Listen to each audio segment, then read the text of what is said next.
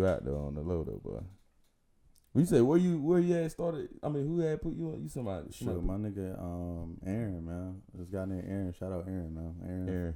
Aaron from San Antonio, man. Okay, shout out to Aaron, man. Real nigga do real things. And from that point on, it was just used to help every dynamic when it comes to just things I don't feel like thinking about myself and just throw it in there. Now I will say some people use it and they don't use it to its fullest extent. Like they'll use it and just copy straight from it. Yeah. But sometimes it's more useful stuff in there and you can word it differently how you want it to go and just make it seem like it directly came from you and it just helps you out. So you use it like for like bios and shit like that, like bios, descriptions and shit. Sometimes intros. I use it to correct my grammar. So sometimes like I'll write something out that's really cool and I like how it came out. Yeah. But I'm like, how can this be revised and make it where it'll sound better? Okay. It'll sound more interesting for people to really be engaged with what they reading. And I'll throw it in there just like that and ask it to, create that for me. And it'll take what I said, rearrange it in a way where it is more, easily, to be read. And what's this called again? ChatGPT. ChatGPT. So it's a company called ChatGPT. Yeah. ChatGPT. ChatGPT. Okay. Sure, yeah. And you said that's like AI. Yeah, it's by OpenAI. OpenAI. Okay. That's hard, boy. That's what's up. But welcome back to motherfucking Live from the Green Box, episode 7, man. We got a new guest out here. My boy from high school, brother man, special guest. Yes, sir. And you can go by anything or whatever how you call yourself. Everybody know my name, man. It's Andre, man, and pretty much the only. I guess I put that shit on Twitter and Instagram. The only Dre. So it's my first time on any podcast, man. So forgive me if I'm like messing up on anything, but nonetheless, man. The only Dre, the X replaces the O. You can follow that at any social media website, man. Mm-hmm. But it's nice being back in North Carolina, man. I just got back to North Carolina. I've been in Texas for about 7-8 years, and it's nice to be back in the city, man. I ain't been in Wilson in a minute, and living so close by now, man. I'm just happy to be back. I know a lot of people growing up, you want to get out of Wilson, you want to leave, you want to try to find something new. Right. Well, I think I got the itch out my system, and being back, I'm just happy to know what I know now and to being applied to the things that I see around me. So still looking for different types of growth, but I feel like, I done got that little phase out where if I go here, I go there, I'm cool with it, but I like where I'm from. Oh, that's beautiful, man. That's beautiful, man. What part of Texas you was in? San Antonio, man. San Antonio for the most part, but of course, I travel. Doing the whole car gig thing, man. I was going to Houston, Dallas area, far Texas, all over Texas pretty much sometimes. Just depends on what I was doing with my job. Okay, that's what's up, man. So how long have you been selling cars, bro? Man, selling cars. Or dealing with I ain't gonna say selling cars. Well, how long have you been in the car business? I've been in the car industry now, man. At that point in time, say about 7 years. I was always in the sales. I was always doing something around that, kind of thing, like just selling something. At first, I was selling guns. I sold guns for 3 years, and then I got into selling cars. The car business pretty much opened up my life to seeing different economic backgrounds. I saw a lot of people that was, doing things differently. I saw new jobs that I never thought about having when I was seeing the credit applications come through for the people that was buying the cars. Throughout that car experience, worked for Honda, Toyota, and BMW, and it was a good experience, but it was like the last good old boy business out there. So it was like one of those businesses where they say, racism isn't really a big thing anymore. Right. Well, in that business, because of the type of people you meet, and it's all about being a people person. It's all about building connections. Sometimes it's certain people that will walk in that just don't want to deal with one of us. Right. And sometimes you'll get one of us walk in that don't want to deal with one of us. And it'd be that shit crazy. Why I gotta be like that, though? Bro? It'd be the strangest thing sometimes. And damn, your own people, like it be like crazy. This shit just folks, man, that's crazy. That's crazy though. So you say you from Wilson, right? Yeah, grew up here, man. Born and raised, man. Born and raised, man. We all from here. Yeah. I'm from Wilson. He from Wilson, man. 252. That's what's up, man. So you tell us a little bit more about yourself. So you married? Yeah, man. I've been married now, man. I've been married now for 6 years, going on 7. And I can tell you, man, it's a real commitment, man. It's a real commitment. It's more than what meets the eye. I know a lot of people be thinking, nowadays, especially from back in the day, how marriages used to be to now, people, it's a different level of commitment. Sometimes people are looking for that fantasy relationship, the relationship with no problems. Right. And there's no relationship in the world without problems. Yeah, you're right. It's always something. When I was younger, it was things that I would say I never put up with or I never deal with. Yeah. When you get married and you get older, things start to change for you. You start to grow more of an attachment to people. And I don't mean by just emotional. Sometimes y'all done went through things in life where now y'all got a kid or now y'all, done crossed this speed hump in your life and you just trying to make sure that you making the right decision. Right. Plenty of us that went through time where we're like, I don't know if I want to be here right now. Mm-hmm. And in that moment, if you based off your emotions at that point in time, you might just go ahead and leave and mess up something that could have been amazing. Right. And when you're looking at social media now, it's all this strong woman, this, I don't need a man, or you on your shit and you see like a bunch of women, you see a bunch of advertisements for this friend or you suggesting for that friend. Right. There's so many things now that'll break apart a relationship and it's so, it's so tempting. Like it's right there at your fingertips. And that's for both parties. And I think that the main thing is just trying to stay strong through it all, man, because we all got our flaws. I'm definitely not without flaws. My wife is not without flaws, and we work through those things together. Yeah, definitely. Everybody ain't perfect, boy. Yeah. Everybody got down try to work through what they, you know what I'm saying. Some people ain't got issues, but some people do got like type of problems. Like, but you'll work it out. Like everybody ain't perfect. You know what I'm saying? Because you're human. So it's like you go through certain shit. You know what I'm saying? You ain't the only one that go through shit. So it's like, real life though. You seeing a handful, but I just can't explain how you just did, cause you really just blank shit, bro. It get deep, man. So when you so you say you've been married for 7? You said 7 years. 6 years going on 7. 6 years going on 7. Yeah. So okay, tell me, during your marriage, right? Right. What's the hardest? Okay, give me a tough day. A tough day in a marriage. Man, a tough day in a marriage is, I ain't gonna lie, man, it's no different than a relationship. I think the marriage part of it makes it more binding. But other than that, like a tough day, for me is when you just can't seem to get things right with one another. Like the attitude ain't right between both of you. Mm-hmm. You trying to, get through the day and you trying to do the right thing. And one person feel like the other person nagging them a little bit more than they want to be nagged. Mm-hmm. It's like one of them days where you really should have just been to yourself, but nobody said anything about it. Nobody, felt that way initially. Okay, not to cut you off. I'm sorry. Not to cut you off. But you said you wanted to be to yourself. So how do you be? What type of space do you have to be in to be to yourself in a marriage? Like, is there any? I don't know. Is there ever any time to be to yourself? I'll be honest with you. I think you really have to carve that out and have that talk with the partner you with, because there is time and time can be made. But if it's never talked about, then you'll fight over that time, because then people will be like, you always distance yourself from me, or you don't never really want to spend time with me like that. Yeah. And you'll see it on both sides. And me as, the husband, I feel the same way sometimes when my wife want to get distance from me, like when she want her space or her time to herself. But now I learned to embrace it a little bit more. And like I said, there's different levels within it, because if you got kids, you know how they say, a parent, that's a full-time job. You never really have your own free time. Mm-hmm. And the only person that can really allow you free time is your spouse. And when you ain't got that around, it's a little bit harder. That's why you see people a little bit more stressed out than others, because they ain't got no type of break in their life. Mm-hmm. So that, that spouse that you have is like, they give you a window to have that break. But until you get to that point in a relationship where they understand that, or they're willing to do that for you, it could be a fight all the way through. Yeah. Right. Okay. That make a lot of sense. Because I feel like, everybody should have their space, man. Because, I just feel like being around a person 24/7 every single day, you know what I'm saying? Like, you go to sleep with them, you wake up with them.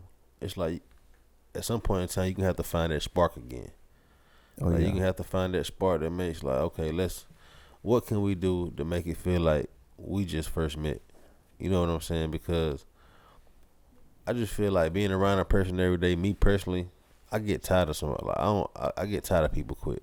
if I'm really fucking with you, and I really like got love for you, I don't want to get tired of you. So it's like, Right. I'd rather just, you know what I'm saying, like, rather than just going in, jumping in, moving with somebody that I'm moving in with somebody that I'm in a relationship with. We both have our own. We both have our separate cribs. You know what I'm saying? Because if we get into an argument or we get into a disagreement, I can go home. She can go home. Okay. You know what I'm saying? So it's like.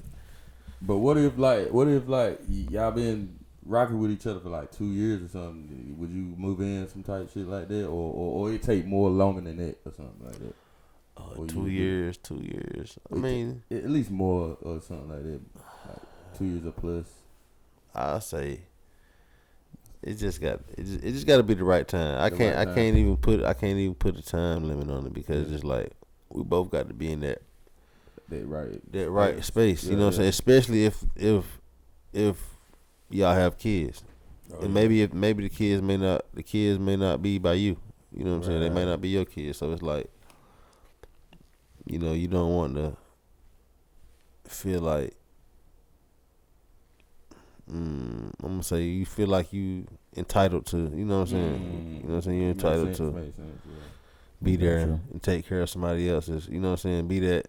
Be that father figure. But would you don't have a problem with doing that? Right, you know right, what I'm saying? Of course I don't.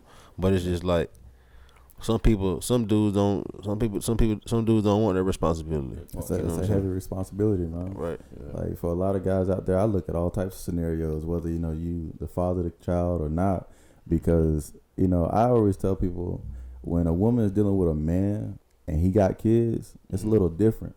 You know, she still get to have a little bit of a distance from that kid. Right. And when a man takes on the responsibility of dealing with a woman that got kids, he has to automatically assume responsibility for that kid if he's going to take it that far. And you know, if she's willing, if she's a good person, 9 times out of 10 she ain't gonna let you meet her kid right away either. No, but that's real. You know, that's one of those things is like when you get that deep and that person already let you know, hey, I got a child, this, that, and the third. Now you automatically assume responsibility for that child. Yeah. Now the other flip side to that is, I always tell like my homies that are doing that, if you are going to be taking responsibility for that child, you need to figure out what type of woman you're dealing with. Right. Will she allow you to have that type of control, that type of, you know, leadership where you can be, you know, that disciplinarian in that child's life? Are you going to be able to discipline that kid? Because I always tell people, if you're going to take on the responsibility of a kid, but you don't have no right to discipline them the way you want to, that's like slavery. And you pretty much, it's like you have responsibility without no type of authority. Right. And to go into a situation like that, you know, you get down the line 5-6 years into it, you know, to say your kid 11 years old now. Yeah. They flip out at you. They turn around, you know, you and the lady, y'all ain't been like really rocking as y'all used to be. Right. Now they up and leave, you done invested so much, and by the time you know it, you assed out because you ain't got no relationship with the kid no more that you done built up with. You ain't got no relationship with the woman you done built up with. And, you know, it's just all for nothing at that point. Now, on the flip side of that, if she is allowing you to have that type of, you know, authority in the household, now you have a little bit, you know, more ground, more room to stand on. Because, you know, even for her to be able to give you that, she has to have a good relationship with her baby daddy already. Yeah. Whoever he was, or, you know, if he's in the life, he has to, you know, be able to have that type of relationship where he ain't gonna see it as like a terrible thing. You got to know, like we know, like if let's say today me and my wife were to split up and there's another guy in the picture, right? I need to know who he is. I need to know what he do. I need to know everything.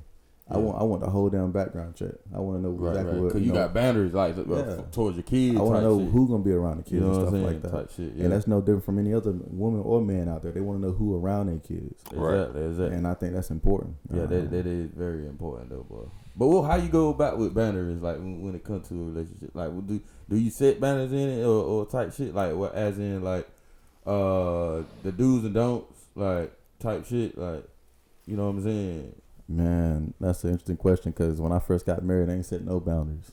Oh, okay. I mean, I felt like everything was kind of just known, like things were assumed. Okay. And I think that was like the first like real like mistake of any type of relationship, when you just jump into it because you're happy about the person you with. Yeah. You don't really think about what you do and don't like until you really get deep into it. Yeah. Right. So, feelings get involved, man. You know what I'm saying? You start clashing. So At what age? So of course y'all had to be together a little longer before y'all got married. So how long was y'all together before y'all got married? Man, I've been rocking with my wife since 14, since the year of 14, man. We done had our ups and downs all the way through that, but we've been rocking since 14. Okay. It's been a while. But anyway, man, you know, I respect the marriage and shit, but we gotta get back into the business, man. Let's talk about what's going on with what you got going on type shit. Like you got the website going. I see. Yeah, I like man. that. I love that. That's motivating. I never known nothing about that. That's the thing. Bro told me about you, so Yeah, you know what I'm saying. So The website, tell me something about that, man. The website website is Zonly Co, man. Okay. Zonly Co started it all. It was a clothing brand I wanted to start. Yeah. But I was dealing with, being a family man, bro. I was paying them bills, bro. Like Okay. I wasn't putting much money behind the dream and Yeah. chasing it like I wanted to, like I am now.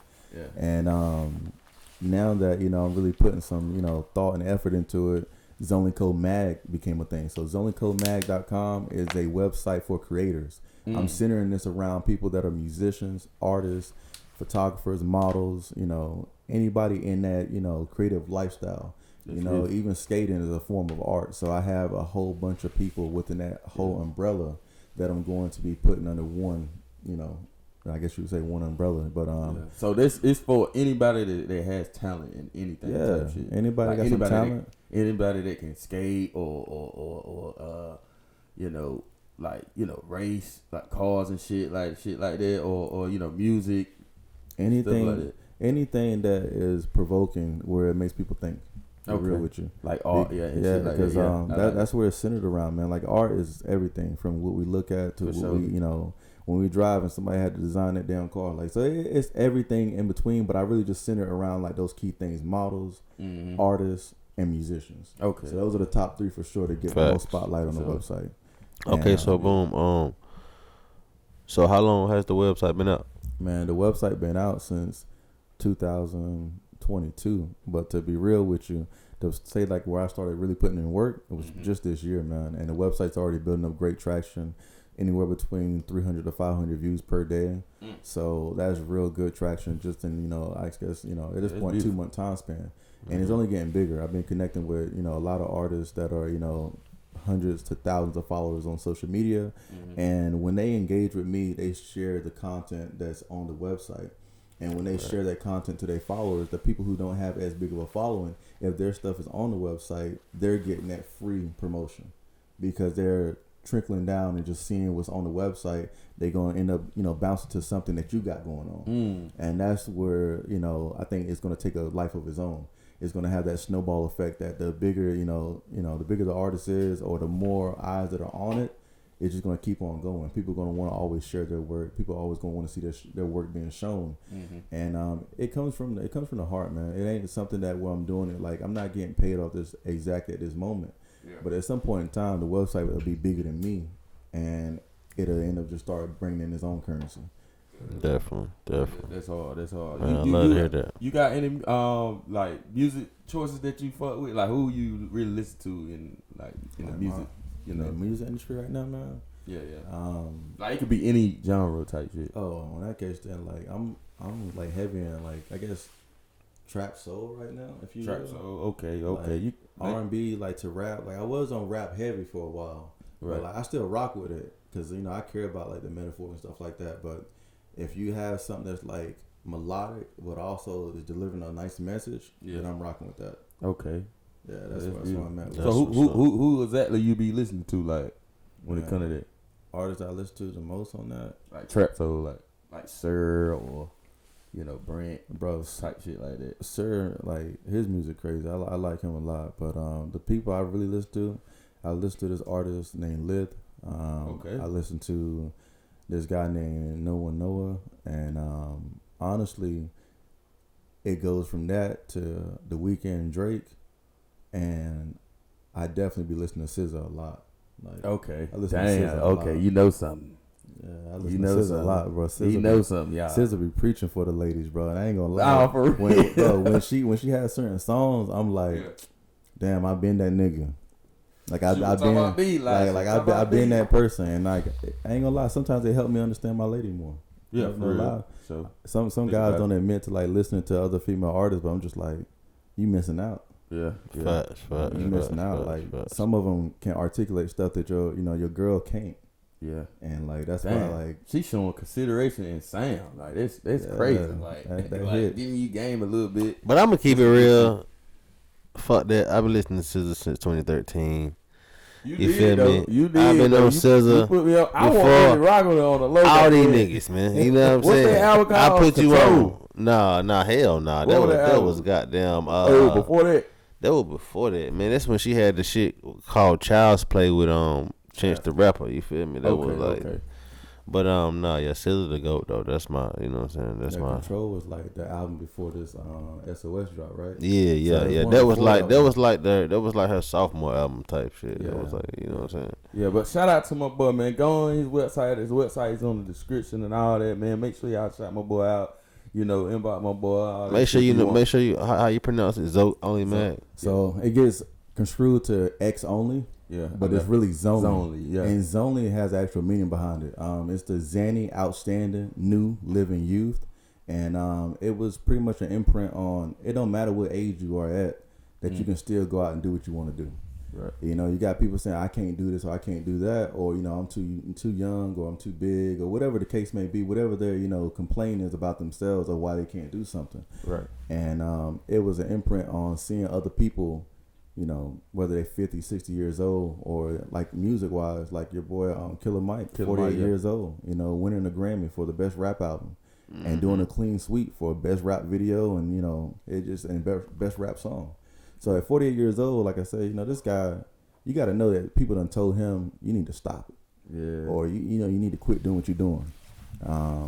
Instance of an athlete, like it was a wide receiver that was working at Foot Locker that ended up playing the year that Seattle won the Super Bowl.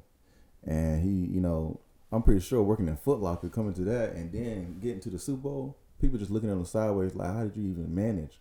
How did you keep your faith? How do you keep your, you know, your grind on when you know other people just doubting you left and right? So that's pretty much what the brand is about, man. Just keep going, following your dreams. Yeah. Because I've been a part of that corporate lifestyle with selling cars, and I seen how quick that lifestyle was taken away from me, just because, you know, this person not rocking with me. I'm not an asker, so I'm not gonna follow nobody around. Right. I'm gonna go do my own thing, make my money, and I'm gonna go home. Growth. And when you don't build those type of connections in that type of lifestyle, people, you know, they do what they feel like doing. Right. And when you ain't in control of it, that was like the hardest thing for me to accept, is that I wasn't really in control.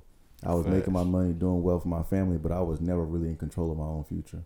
So that's what made me chase this even harder, man. And just like you and your podcast right now, man, like I feel like it's the best thing you can do for yourself is to have something going for you, something that you love, a job with your music. I feel like that's the best thing you can do is keep on chasing what you love.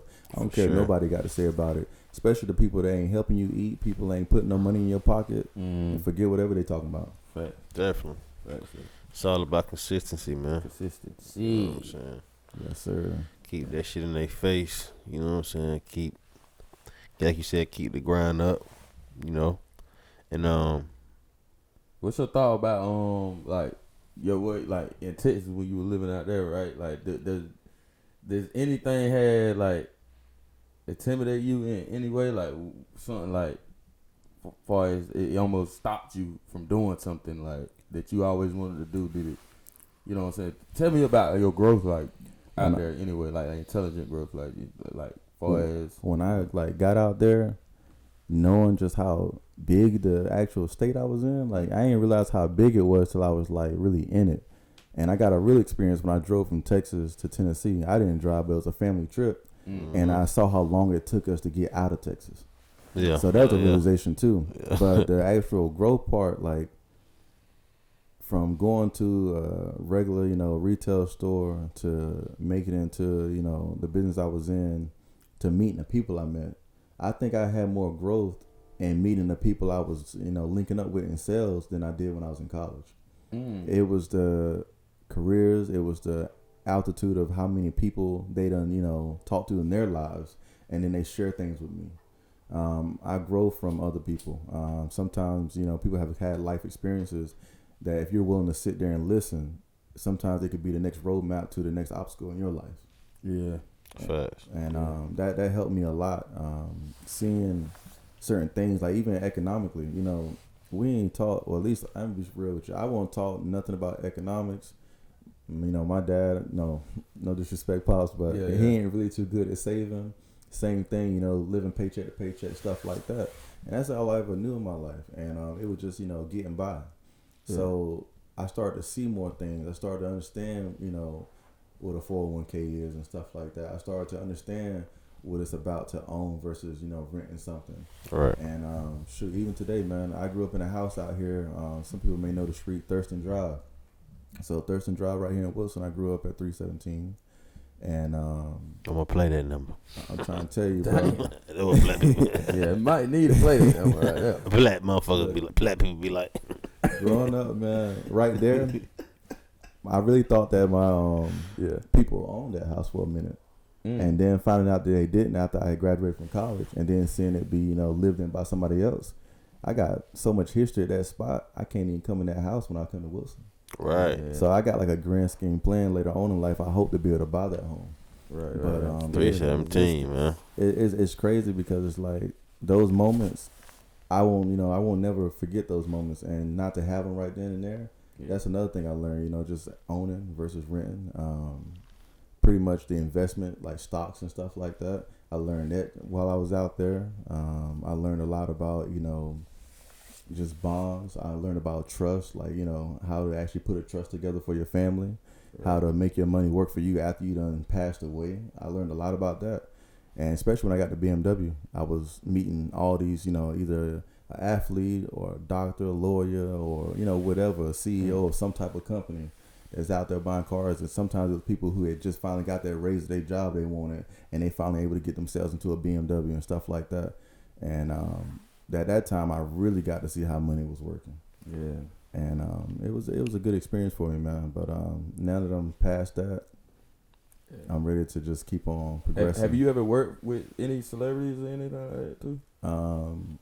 No, I haven't worked with an actual celebrity. I should or say. met them, like, you know. Well, I met a few celebrities. Okay. I met Tim Duncan. He walked in there because the BMW store I was working at, they're sponsored by the Spurs.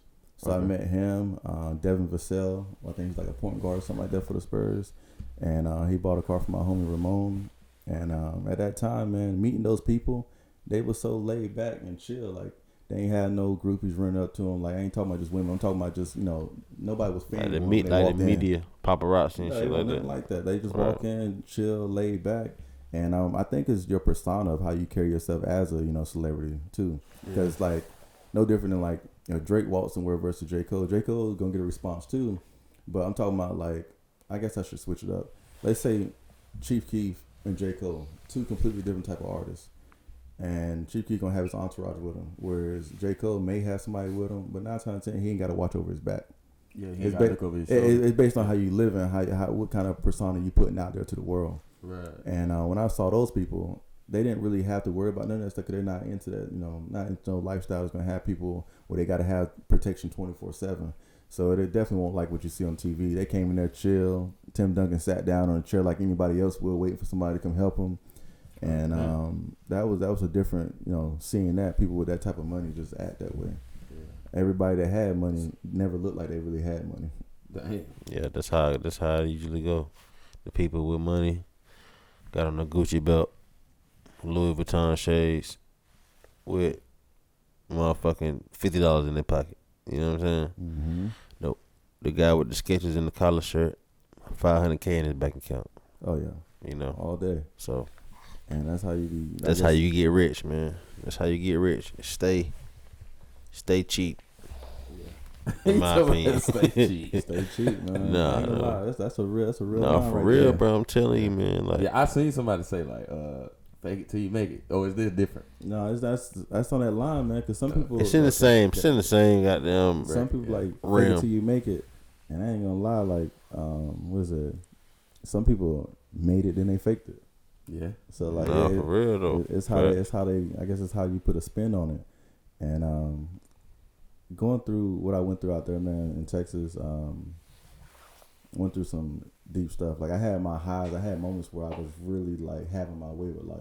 I had moments where like, you know, $4,000, $5,000, 10, you know, stuff like that. Like I had moments where I was really had my way in months, and then I had moments where I'm like, what the hell am I gonna do? Like rent due, like bills need to be paid, and at the time I'm carrying everything. You know, my wife, my kids, I'm carrying everything on my own. Like mom, no help, dad, no help, and I mean like major help. Like there would be times where I would hit my mom, dad up, maybe 50, maybe 20, maybe 30.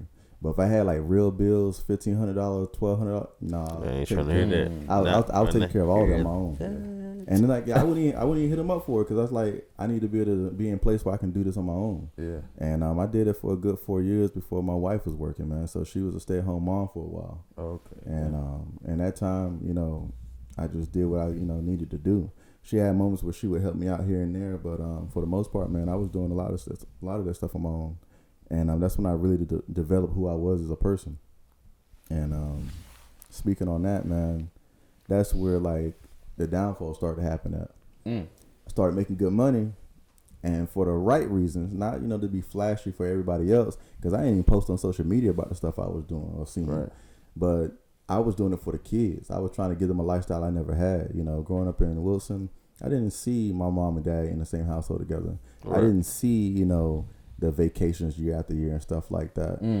Shout out to my boy Zoe, his family, his pop. They took me on a lot of my vacations. Not that my family didn't go on them, but when it came to like some really like lavish vacations, it was really his dad like putting us on. Yeah. So his dad kind of embraced me and this dude named Anthony and just put us on like that. He gave you like type experiences. Yeah, like treat me like I was his own son. Yeah, that's so I was chasing that for my kids. And shout out to Zoe, man. I was chasing that for my kids for real. And then I got to a point where I got so high on the pedestal, I felt like that I wasn't prepared like I was supposed to be. Right. Like I won't focus on getting my credit right because the money was coming in. Yeah. Money coming in, forget the credit. This when you still working at the car dealership, right? Yeah, that's when I was still working at the store at the BMW spot. So you must be making mad sales and getting that commission, right? Yeah, so I'm doing good. Like I ain't the best out there, but I ain't at the bottom either. I'm somewhere in between. Right. And some months I was doing better than normal, and some months it was a little bit below my average. Right. But nonetheless, where I was at, I was still making good money. And when all that shit went down, like basically I got cut from the job. Walked in, it's like, Andre, we just want to go separate ways. We want to do our own thing. And of course, they don't need no explanation of why they let you go. And I was 2 years in holding my own at that store. So you wasn't an attempt. You wasn't an attempt though. No, nothing like that. And in sales, I guess in sales you always attempt because they always looking to have somebody come in. But nonetheless, like if you can sell, you're gonna sell and you're gonna do your thing. And sometimes it ain't about you not being able to do the job. They fire people that sell 20, 30 cars a month. Come on, man. Sometimes you don't mesh well with the managers. Like I think people hardly ever get fired because they don't know how to do the job. I think it's all about your promptness or pretty much this person who you know, because you got some guy that could be late every day, but if he cool with such and such, they ain't gonna say nothing to him, they ain't gonna bother him, whatever. So like it just really depends on that personal relationship, and that's what I meant like by like me not being no ass kisser. Like I'm just not gonna be that person that's gonna be trying to brown nose or be in somebody's face all the time trying to be buddy. And I felt like for me, because I wasn't that person and I was that person that would be doing my own thing here and there, it got to a point where they're just like, you don't benefit us in a social way, right? So we don't really need you around. You selling cars, but you ain't like crazy. Yeah, like so it was like that. You ain't kissing the ass, but you selling hella cars, bro.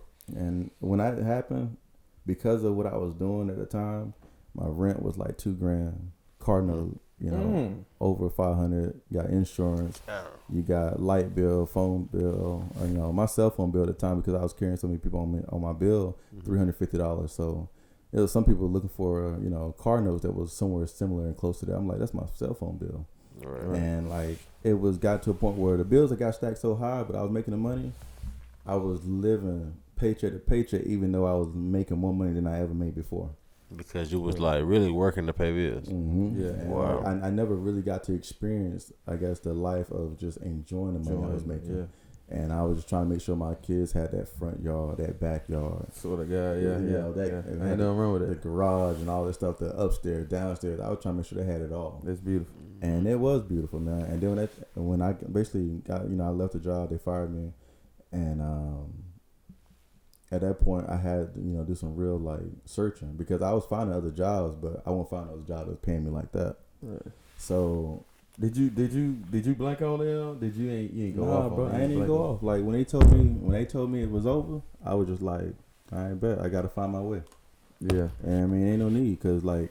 Then I'm gonna end personal relationships with people on a real bad note, and I always tell people don't burn your bridges. Right.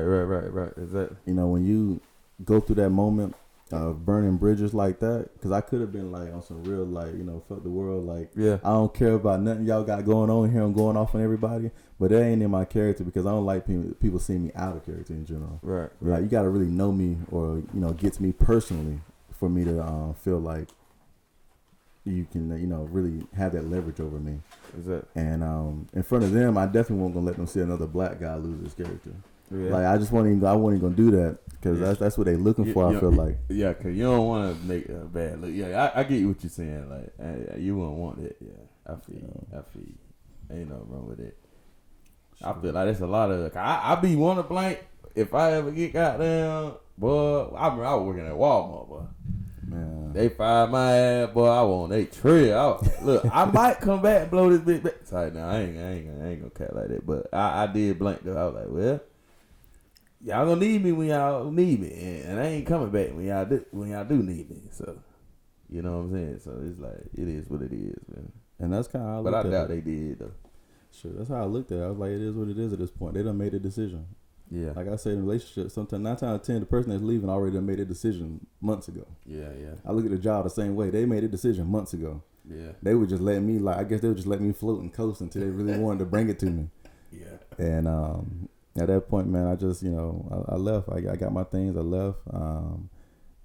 Slowly but surely, I started to lose things around the house, meaning like I never fell behind necessarily on having lights cut off and stuff like that. Mm. But it got to a point where I knew I couldn't afford that rent no more. I couldn't afford to pay $2,000 in rent no more, and also pay my car note, and then keep up with other stuff. And like at one point in time, I spent about $5,500 to $6,000 a month in bills. Good God. And like I remember a time I didn't even make that in a month, and I was spending that on bills, trying to do things the right way. My health care for my family was close to $1,000. And that's on top of those major items, the car and the rent and stuff like that. Right. We ain't got into Wi-Fi. We ain't got into groceries in the house. We ain't got into the stuff in between. So that's why when I used to see people out there with brand new J's, the whole fit, everything looking nice. Yeah. I was like, you had unless they really out here doing something big. I was like, you gotta really be balling to one, take care of everything at the house and still be caring about stuff like that at the same time. Yeah, for real. Cause it was a year, it was in those 2 years, bro. I could have bought every pair of whatever came out. Yeah, could have had it. I ain't gonna lie, when them Jordans coming out, I was buying the latest game. Shit. What? Take time. I don't blame you, bro. I'm sticking here myself. Speaking of Jordans, I done spent my last on some Jordans, and they ain't have $1 in my pocket after that. Oh, damn. Bro, look, you ain't the only one that's guilty, bro. Hey, look, when I was in college shit. for real, I did that shit for real. Like me and my boy, we thought we was gonna make it big, flipping shoes. We went out to Charlotte. We was out there, trying to sell shoes and whatnot. Yeah. It was back when the Spider-Man phones came out. Damn, and I was out there took it back, bro. I'm talking about way back. We was really out there trying to do our thing. We got out there, bro. 17-year-old, 18-year-old kids out there with the latest Mercedes Benz, and I ain't talking about like the baby Benz. I'm talking about.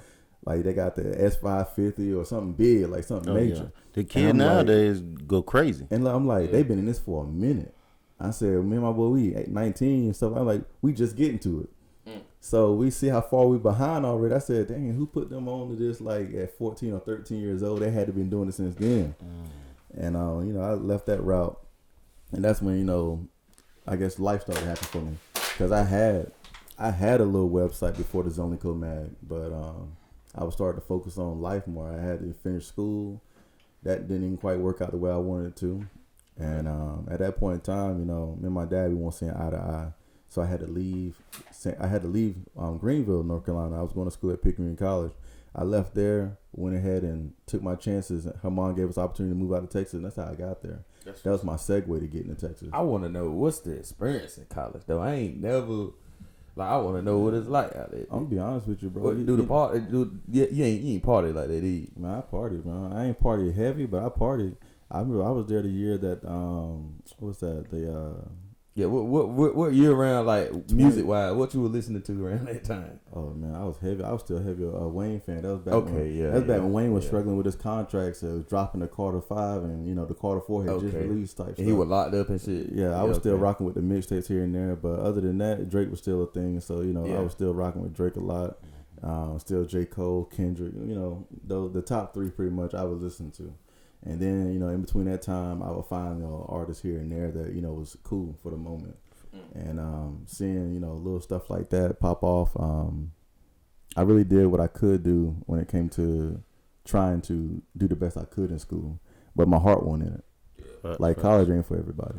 It ain't. Like, I can be a straight up testament, like the kid that's trying to follow the route that the mom and dad want him to take. But when you get there, your heart ain't into it, so you ain't putting your all into it, even though you trying to do it, but you're trying to do it for somebody else, not for yourself. And that was the difference. It was a class, psychology class that I took, and it was like a question on the test. I'll never forget the question. The question like, what causes a student more stress?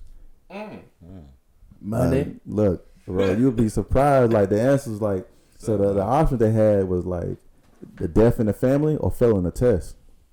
Jeez. And the answer was failing the test. That's crazy. Because it's like the stigma behind like not getting to that next level, what your mom gonna think, what your dad gonna think, or you out here just messing off or you goofing off. And a lot of people, when you get stuck into that pressure of school, they'll make you think because you ain't do this in school, your whole life gonna be a failure. Bro, it's a lot of people leading our world right now that ain't never went to college. There's a lot of people in our world that's doing well in life that ain't never made a B or A in school. And I think, the premise is, I sure didn't. Bro, it's starting to come out now. I think it's starting to come out right now in the world. It's starting to come out that school ain't the way no more. Yeah. And I ain't discouraging anybody. It's for some people. It's for some people, but school really ain't the way for people that's trying to make some big money. Yeah. And it's about the entrepreneurship. School don't teach that. What you about to say? What you go to school for? Man, I went to school for business. I was in school thinking I was going to transfer over to ECU and play some ball. That never happened. So when I wasn't able to play no ball and Pitt ain't had no football team, I ain't had nothing tying me to school. I was just there trying to figure out what I was going to do with life. Did you play at Betterville? I played at Benefit and Hunt. I ain't really get no playing time like that at Hunt, but at Benefit I played all the way throughout. Yeah. That was my 12th grade year. I should have went over there my 11th grade year. They were trying to put me on my 11th grade year, but I was hard-headed trying to stick it out at Hunt. Did you have some memories in Betterville? Like, yeah, some man. fun-ass memories? Yeah, I got some memories in Betterfield, man. Betterfield, all I can say, man, around the basketball team and around the football team was always something fun going on, man. Yeah. Shout out to all the boys that was on the team during those years, man. Shout out to 2010, 2010, 11, 12. All that. Shoot. Anybody who went to the class reunion, they already know, like, it was just a moment. Yeah. And I couldn't make it there. I'm just happy to see, like, people still doing well. Yeah, I never hate on nobody. People that went through life experiences that could have took them out of here. So for the people that's still around, shout out to y'all too, because I can tell you right now, there's so many people that we done graduated with that ain't here no more. Man, that's a real eye opener. 10 years from out of school and then realizing how many people you don't have around you now. That's real. That's tough right there. Yeah, for real though. That's a moment that, sometimes you ain't gonna get things back, and you gotta realize that. Like, so sometimes I be looking at the petty stuff I'm tripping over and then think about the people that I ain't got no more. And I just keep it moving from there. Going too soon. Yeah, for real. Man, that was some stuff that really touched me back then. Cause back then I was there when Anthony Eatman had passed away at Hunt. Yeah. And that was a moment, man. Like I feel like that day, man, not to have anybody relive that day that may be watching this, but it was a moment where I was just like, man, he was only 14, I think 14 or 15 years old.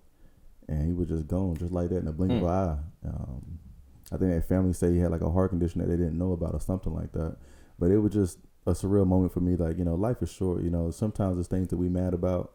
Not saying you shouldn't get mad about things in life and you ain't going to have your emotions, but sometimes you can look at things from a bigger perspective and you'll be able to get over it quickly. Yeah. Did he have another name other than that? He sounded familiar.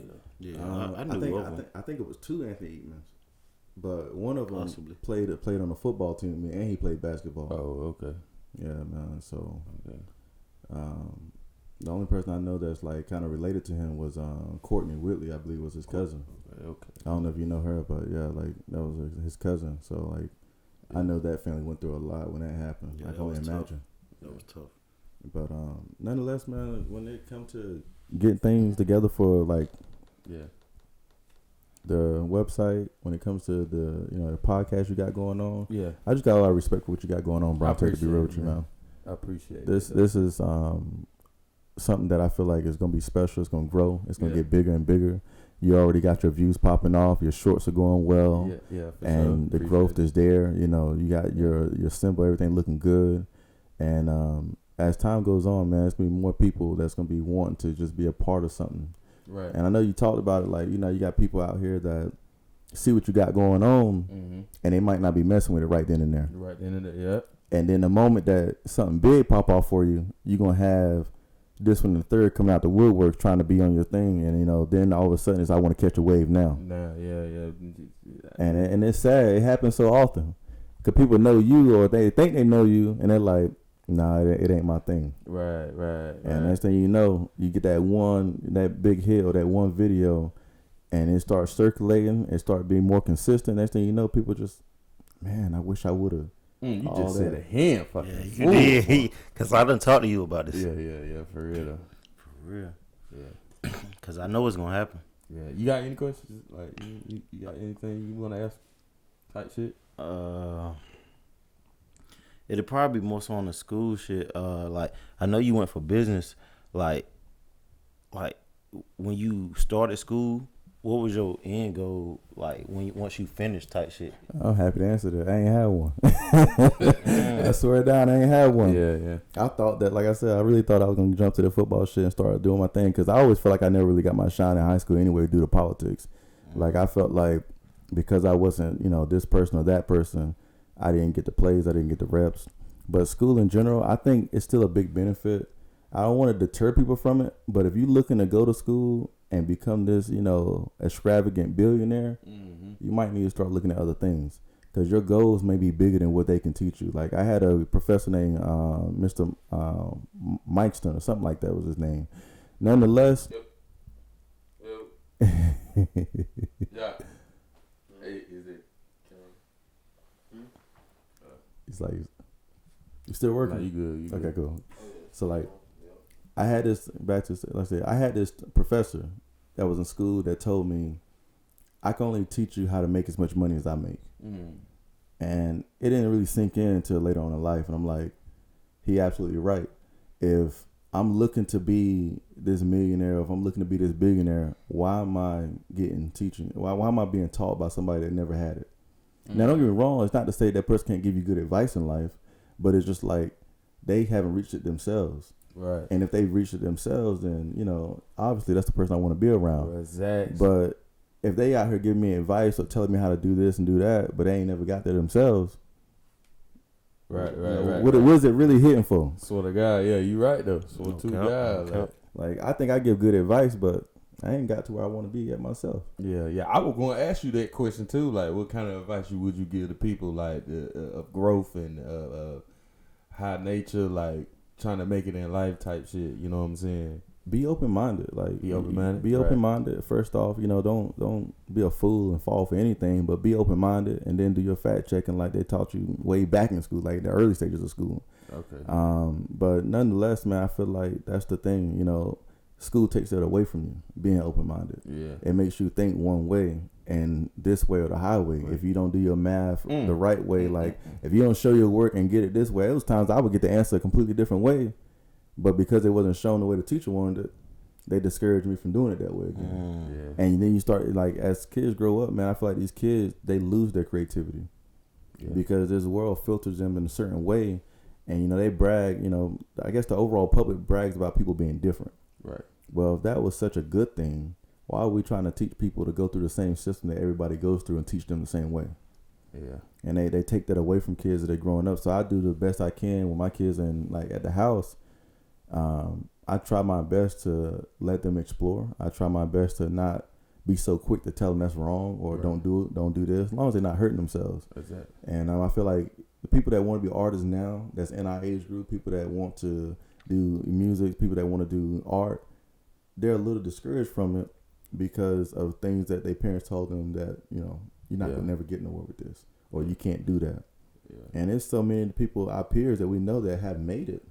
But I know you tell your kids like be careful. I know you're gonna tell your kids like be careful with their decisions and then in the future type shit. You know? Yeah, because they gotta live with them. Like right. I think as a parent, you try to make sure they don't, you know, mess up in a way that they can't recover from. Right. And I think that can be true, but there's a lot of things that people have done in life that they don't recover from. So it's like, you know, you will never know what's gonna happen until you try. Yep. And let it ride. You know, I feel like the soft parenting ain't me, but on top of that, I'm not going to be like to the point I'm so strict that I don't let you explore life. Right. You might just discipline, like take something from them or something like that. Oh no, bro. Oh no, I'm getting whoopings. Oh, I'm getting whoopings. They getting whoopings. I ain't think that exists. No, they still exist. But what about like little kid, like girls though? You getting whoopings. Getting whoopings. Tear that ass up. I'm for real. See, I ain't gonna lie. I can't. Look, I ain't even playing like, and like yeah. me, I don't personally. I don't use no belt. I use my hands so I can tell exactly how hard I hit my kid. And the thing is, I don't know abuse. Like I think that's another thing, man. I feel like there's a fine line between abuse and discipline, and in a world that's so sensitive, any type of discipline can be abuse. Yeah. And kids, like mental. Yeah, kids get smart enough, bro. They'll call social service on you. Yeah. And me personally, and look, and me personally, my kids get old enough to the point that they want to do something like that. Go ahead. Yeah. I'd rather say I tried than to let you get out here and do something dumb and know that I didn't do my best to try to, you know, steer you in the right direction. Yeah. Because you get a good officer or somebody to show up at your door for something like that, they ain't gonna do nothing. Cause they gonna know that you trying to do the right thing. Yeah. Because I'd rather be the one. And then it's not their business. Right. And I'd rather be the one that's like in the household trying to handle it before you get out here in the street and get with somebody that don't care about you. Right. Get with somebody that ain't gonna, you know, look at you the way I look at you. Right. And when they discipline you or stop you from doing what you're doing, they gonna stop you. Yeah. You ain't gonna get no second chance with them. Yeah, for real though. So, you know, it's a limit to the discipline. For me, is love behind it. Yeah. I think that's the reason why, like, as a father, it's important for us to be around. Yeah. Because that discipline that they get from mom is different from the discipline they get from dad. Like my wife, she's strict on the kids. She can really use her voice. She can whoop them. She can be angry with them and do what she need to do for them to, you know, act right. But for some reason, they still don't respond the same way they respond to me. They don't. Yeah. And it's just different. So I think that's important too. The upbringing of the youth, because they got so much that's coming to them. Like we had distractions growing up as kids, but they got even more distractions. Because like new devices and the technology. The technology, the way shit that is crazy out here, man. 2024, I can't believe we really living in the future, man. Cause you seen that Apple Pro Vision bro, shit? that crazy. Shit is wild. Like man, you can just the idea that you don't even have to touch nothing. Like you just using your hands. Right. It's using your eyes to click on the items that you want to go to. We really living in the future for real. Yeah, that's crazy. And I think that's another thing, man. In the future, people be so wrapped up in the future, they forget to live in the present. Facts. Things they used to have. About teaching your kids stuff. Do you like hide stuff from your kids? Like you know how people hide the world from their kids. Like do you go about life like that? You feel me? Like me personally, I don't have any kids, but I have a younger brother. You feel me? Okay. I try to put everything in front of him. I agree with that. Let him know what's up. You feel me? I agree with that. I don't want to hide nothing from him. I agree with that. I think it's all in timing, and you understanding the if like younger kids coming up, I think it's all with the timing and you understanding them. Some parents don't spend enough time with their kid to understand how their kid learns. Like me, I pay attention to the smallest things. Like my daughter, she can comprehend things in a way that my son never did at the same age that, you know, he is at now. And when you try to give something, you try to give too much to a kid that won't necessarily understand what you're telling them, then it either gets wasted or it's, I guess, perceived wrong. And it's all about having an understanding of what you're teaching them at that time. But I do believe in showing your kids the world, because you don't want them to be out here and be gullible. Yeah, you know, no cap. We seen it when we, like, even if you ain't go to college, you saw the kids that was sheltered. You saw the kids that was 16, 17, finally 18 or 19 years old, able to get out like they want to, And when they got into parties or whenever they went somewhere that they parents just ain't had no supervision, they just went crazy. We always hear about the kid that was so quiet doing something crazy. That's crazy. We see that a lot for real. Man, I'm talking about you done see him in the papers, you done seen him arrested. You like, not such and such. Like, ain't no way. Like, it's just it's stuff like that happen all the time. And I think that comes because they never experienced it and they never had a chance to either make that mistake. So when they finally made it, they made it big. They made a big mistake they could make because they never made one. Right. And never had the opportunity to make one. Yeah. But yeah, man. I really do appreciate you though, for real though, man, for coming to the podcast and shit, man. For real though, man. Y'all boys make sure to fuck with my nigga website, all that type shit. I'm sorry to end this though, cause it's about that time anyway. I think, shit about to die, I guess. But, memory and shit. But anyway, man, welcome back to the motherfucking Live from the Green Box, episode 7. I got my boy. Man, thank y'all for having me, man. My boy Dre, man. Dre, man. The only Dre. Y'all can follow me on any social platform. Don't matter. Sir. You will see it right here in front of the screen. It's gonna pop up right there. You won't forget it. But for sure, man, I appreciate you though, man. One love, one thank you peace, for having me, man. Keep on doing what you're doing, man. Yes, sir. Yes, sir. Gotta keep going, man. For sure. All right, man. We out, man. One love, one peace.